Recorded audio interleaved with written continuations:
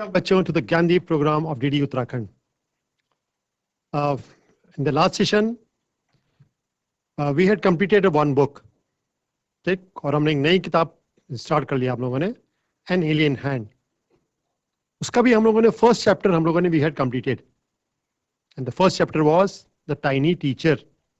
ठीक है, हम लोगों ने लगभग सब चीज कर ली थी. उसके थोड़ा सा एक क्वेश्चन बच गया था, उसको हम करेंगे आज. And today we'll start a new lesson, bringing up Kari. ठीक, this is the second lesson of An Alien Hand.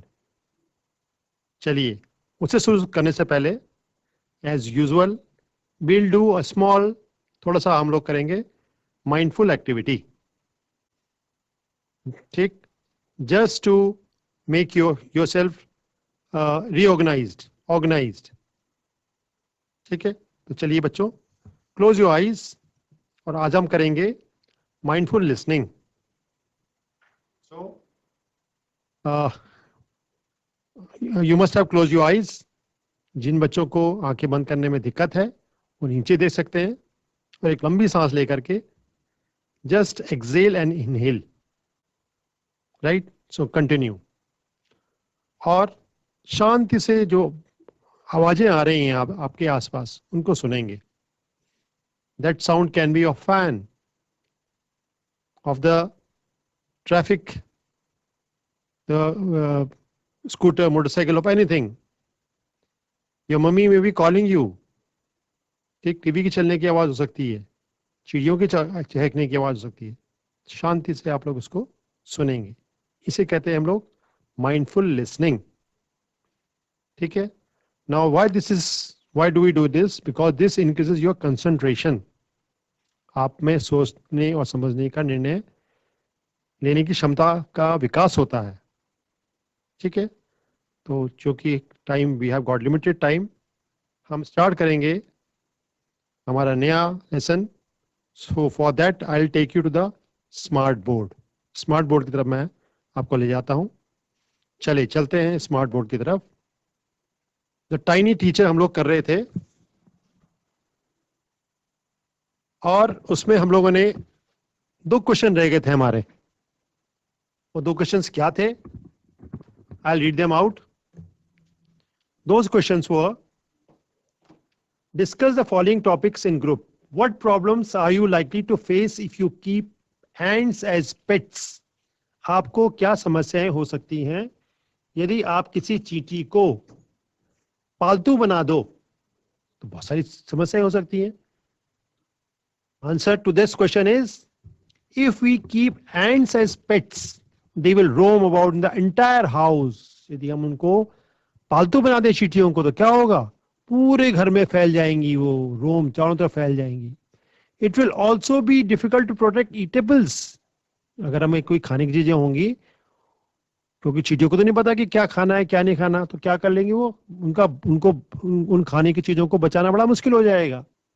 और इवन ड्रिंक्स फ्रॉम देम, चाहे वो दूध हो, चाहे वो कोल्ड ड्रिंक हो, चाहे वो कुछ और चीज, लस्सी हो.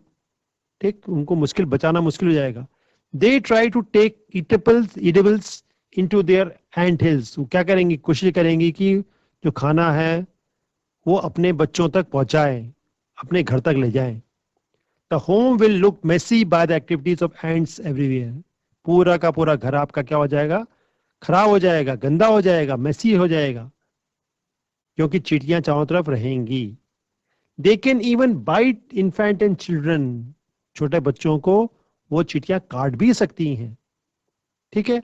So the problem we are likely to face if we keep ants as pets. ये प्रॉब्लम हो सकती है.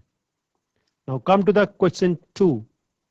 When a group of bees find nectar, it informs other bees of its location, quantity, etc. through dancing. Can you guess what ants communicate to their fellow ants by touching on another feelers? वो कहता है कि जो मधुमक्खी होती है कि भाई जो नेक्टर ढूंढना है उनको, तो वो क्या करती है? अपने इन्फॉर्म करती है अपने दोस्तों को, अपने साथियों को. किसके थ्रू? डांसिंग के थ्रू. कि भाई कहाँ मिलेगा, लोकेशन कहाँ है, उसकी कितनी क्वांटिटी में है. तो कहता है कि चींटियां ऐसे कैसे क्या करती हैं? चींटियां जब चलती हैं तो अपने फीलर्स जो एंटीना होते हैं उनके आपस में टच करते हुए चलते हैं। तो ऐसा क्यों करती हैं वो? तो answer is when the ants meet each other the first thing is that they greet each other. सबसे पहले जब चींटियां मिलती हैं एक लाइन से चलती हैं वो, और आमने सामने जब मिल रही हैं तो क्या कर रही हैं, एक दूसरे को ग्रीट कर रही हैं, अभिवादन कर रही हैं। They may inquire about the availability of food, ये बता सकती हैं कि भाई खाना कितनी दूर है, खाना कितना है, एट इट्स डिस्टेंस, कितना डिस्टेंस पे है। They may even inquire about any possible harm that they may occur to them if they move to a certain direction of place. और ये बता सचेत करती है उनको कि भाई आगे खतरा है, आगे तुम्हें ऐसे करना है, ये करना है। तो वो अपने फीलर से एक दूसरे को संदेश देती है। Right.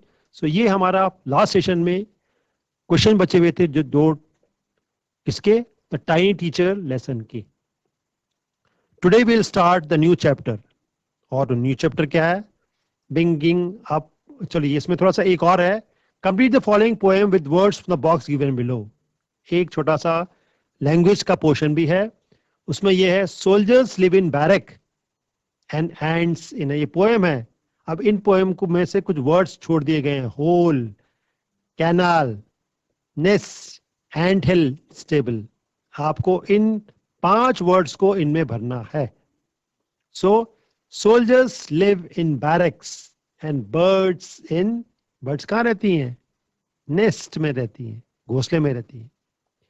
Much like a snake that rest in a dash no horse is able.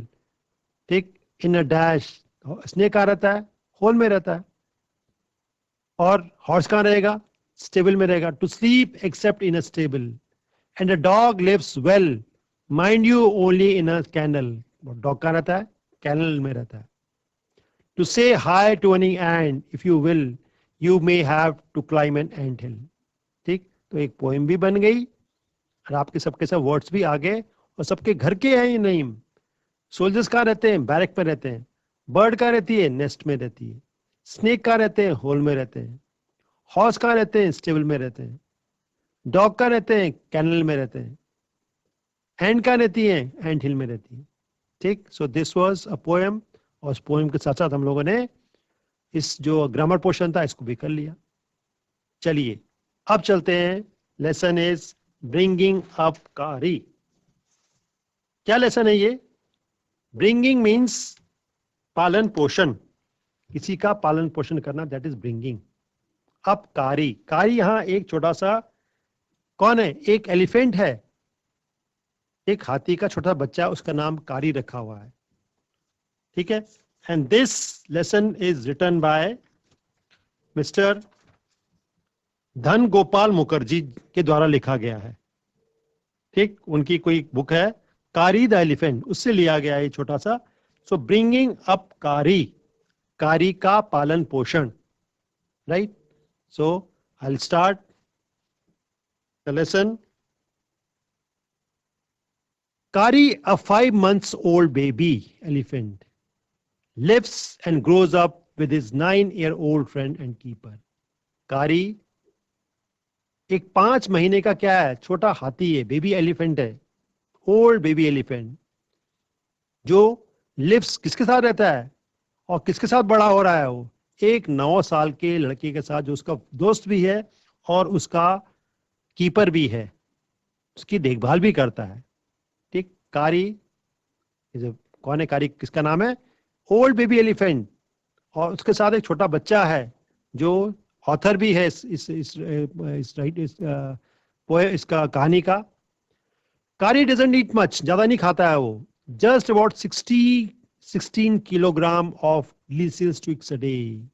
16 kilo क्या खाता है वो? ट्विक्स, ट्विक्स कहते हैं टहनियां, पत्ते खाता है वो।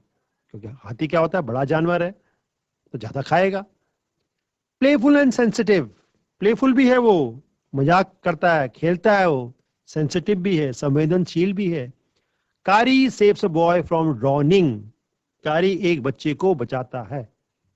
ठीक, तो कारी एक एलिफेंट है, उसकी कहानी यहाँ बताई गई है कि किस प्रकार से वो कैसे प्लेफुल हुआ हो, कैसे वो लोगों के साथ वो खेलता है, लोग मतलब बच्चों के साथ खेलता है, अपने फ्रेंड के साथ खेलता है। और किस प्रकार से उसने एक डूबते हुए बच्चे की जान बचाई. I'll start the lesson. Kari the elephant was 5 months old when he was given to me to take care of. Writer कह रहा है कि कारी तब कितने साल का था? 5 महीने का था, सिर्फ 5 महीने का था वो जब उसको मुझे दिया गया. क्या करने के लिए? उसकी देखभाल करने के लिए, उसकी केयर करने के लिए. I was 9 years old और मैं खुद कितने साल का था? 9 साल का था. And I could reach his back if I stood on tiptoe. मैं उसकी बैक में तभी पहुंच पाता था जब मैं अपने पांव के बल खड़ा हो जाता था. ठीक, पंजों के बल जब मैं खड़ा होता था तब मैं उसकी पीठ तक पहुंच पाता था. ठीक है, जिस प्रकार अगर आप फोटो देखोगे, देखो यहाँ पर ये कौन है? ये बॉय है और ये अपने क्या कर रहा है? इसने अपने पंजे क्या कर लिए? उठा लिए हैं और कहाँ इसने हाथ तक वहां तक पहुंच पा रहा है. ठीक, तो ये इस प्रकार का उसने बता दिया है. तो I could reach his back if I stood on tiptoe. He seemed to remain that high for nearly 2 years. 2 साल तक वो उसी प्रकार रहा, मतलब उसकी हाइट नहीं बढ़ी. किसकी? कारी की. We grew together. हम लोग दोनों साथ साथ बड़े होते गए. That is probably why I never found out just how tall he was. चूंकि हम बड़े होते गए एक साथ, तो हमें पता नहीं लगा कि कब वो बड़ा हो रहा है. मेरे साथ साथ वो भी बड़ा हो रहा है. He lived in a pavilion under thatched roof which rested on thick tree stumps so that it could not fall in when Kari bumped against the poles as he moved about. कहाँ रहता था वो? Pavilion में रहता था. thatched roof में, thatched कहते हैं छप्पर. किसका छप्पर? जो घास फूस होती है उसका बोलते हैं thatched roof में रहता था वो. और जो थैच जो बनाया गया था वो थिक ट्री स्टम्प से बनाया गया था. मतलब 4 लकड़ी के खंभे थे, उन्हें काट करके उसका घर बनाया गया.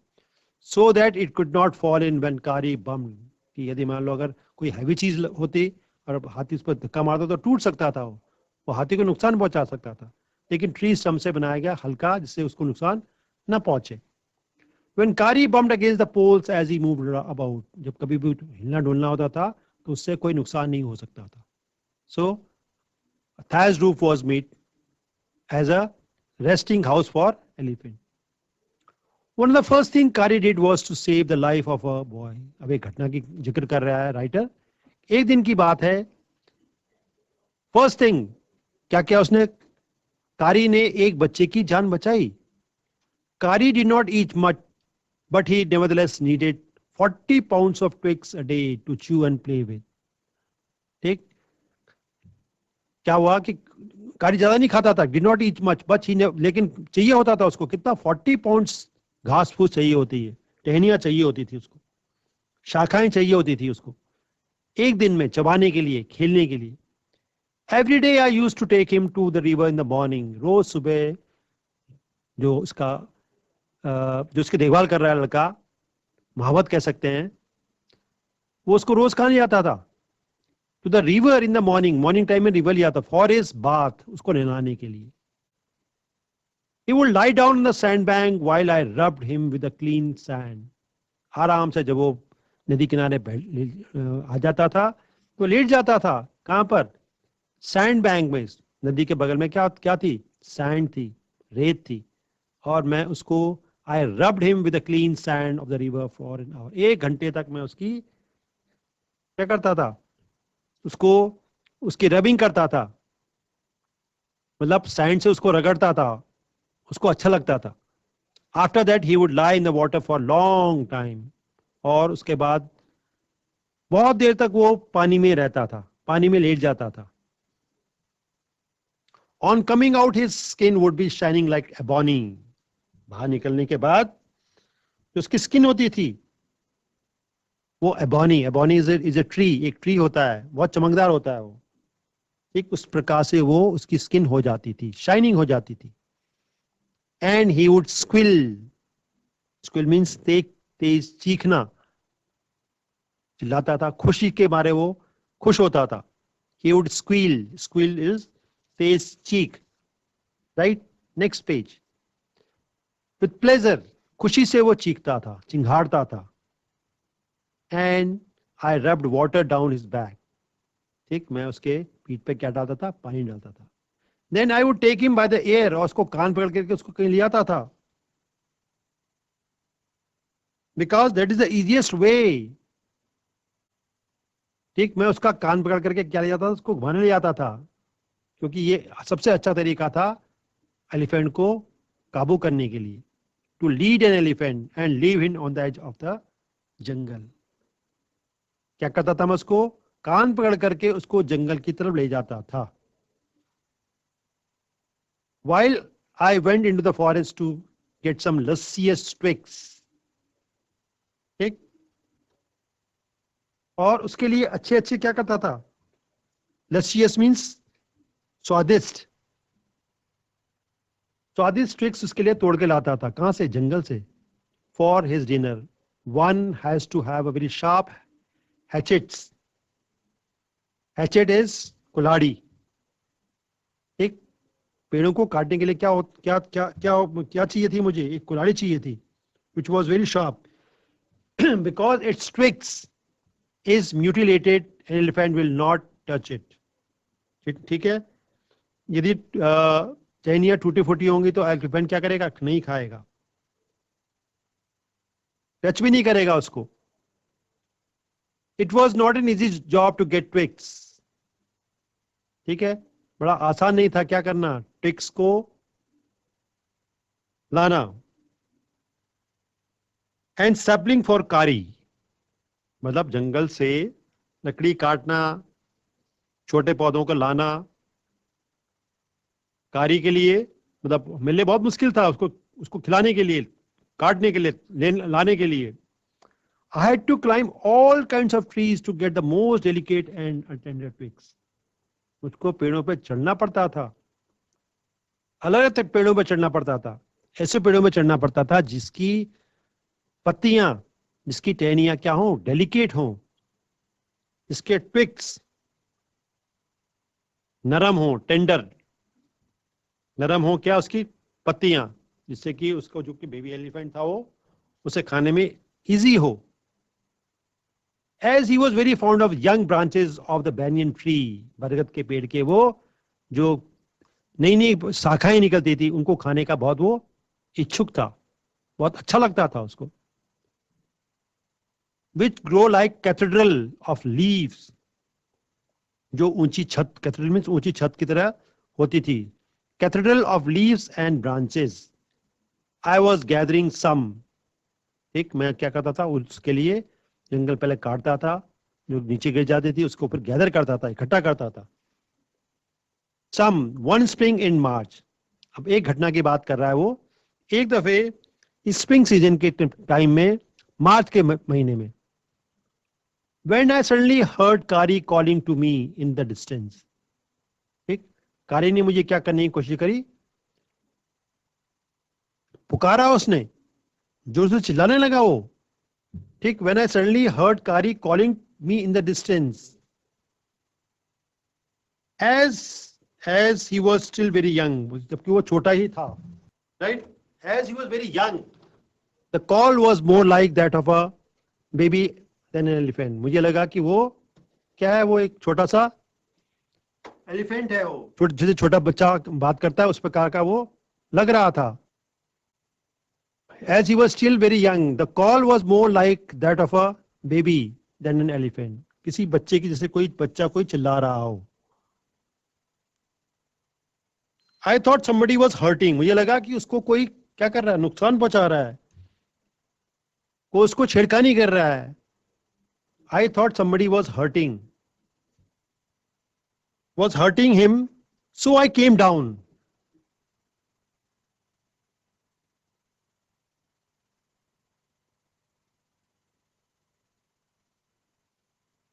From my tree and ran very fast to the edge of the forest where I had left him. But he was not there. ठीक, मुझे लगा कि कोई जो, जब कारी जो छोटा था चिल्लाने लगा बहुत जोरों से, तो मैं कहां से आया, पेड़ से नीचे उतर गया। I came down from the tree and ran very fast to the edge of the forest. जंगल के किनारे में गया जहां वो चर रहा था। क्योंकि वो चिल्ला रहा था, where I had left him, जहां मैंने उसको छोड़ा था, ही वॉज नॉट देयर, लेकिन देखता हूं क्या है कि वो वहां पर नहीं था। I looked all over but I could not find him, मैंने उसको चारों तरफ देखा लेकिन वो नहीं दिखाई दिया। I went near the edge of the water and I saw black something struggling above its surface. मैं जब पास गया, नदी के पास में गया, तो देखता क्या हूं, ब्लैक समथिंग, कुछ पानी के अंदर क्या वो स्ट्रगल कर रहा है, बच्चा अपने आप को बचाने की कोशिश कर रहा है, संघर्ष कर रहा है। स्ट्रगलिंग मीन संघर्ष करना। अबव इट्स सरफेस, पानी के ऊपर कुछ चीज चल रही है, कोई संघर्ष कर रही है, अपने आप को बचाने की कोशिश कर रही है। Then it rose higher and it was the trunk of my elephant, और उसने फिर कोई चीज बाहर निकल के आई, वो जो बाहर निकली चीज वो क्या थी, एलिफेंट की ट्रंक थी, सूंड थी उसकी। I thought he was drowning, मुझे लगा कि हाथी डूब रहा है, ड्रॉनिंग मीन्स डूबना। I was helpless because I could not jump into the water, क्या था वो, हेल्पलेस था, मैं छोटा था। I was helpless because I could not jump into the water and save 400 pounds of him since he was much higher than I.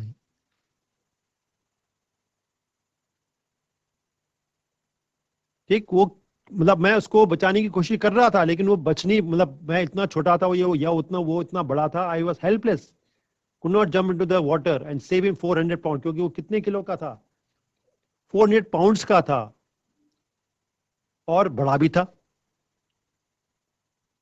ठीक, but I saw his black rise above the water and the moment he caught my eye, लेकिन उसकी आंखें, जब मैंने देखा कि वो कुछ बचने की कोशिश कर रही है, कुछ बचाने की कोशिश कर रहा है, आई saw his back rise above the water in moment he caught my eye, he began to trumpet and struggle up to the shore. ठीक, उसने अपने चिंगाड़ने की आवाज करी, मतलब उसने शो करा कि that he was doing something. He began to trumpet and struggle to the shore. अपने आप को किनारे लाने की कोशिश करने लगा। Then still trumpeting, he pushed me into the river and I fell into the stream. उसने धक्का दे दिया मुझको, कहां पर, उस नदी में, उस पानी में। I saw a boy lying flat on the bottom of the river. देखता क्या हूं कि उस नदी के अंदर एक लड़का है, बॉटम में, मतलब बिल्कुल नीचे तलहटी में नहीं, थोड़ा सा क्या कर रहा था, he was floating. I came to the surface of the water to take my breath and there Kari was standing. देखता क्या हूं कि कारी उसको बचाने की कोशिश कर रहा है। तो ठीक है बच्चों, क्योंकि ये लेसन थोड़ा लंबा है, this will continue in the next session. ठीक है बच्चों, ये since this lesson is a little longer one, will continue in the next session. तो आप लोग हमने पूरी बुक खत्म कर दी है, अब आपके जल्दी ही आपके हाफिज होने वाले हैं, शायद कल परसों तक आपके पास पहुंच जाएंगे हाफिज के क्वेश्चन पेपर्स। ठीक है, तो आपको उसको करना है and you have to send it to your concern teachers. तो that is all for today. Okay, bye bye, thank you, do take get good care of yourself, bye, thank you.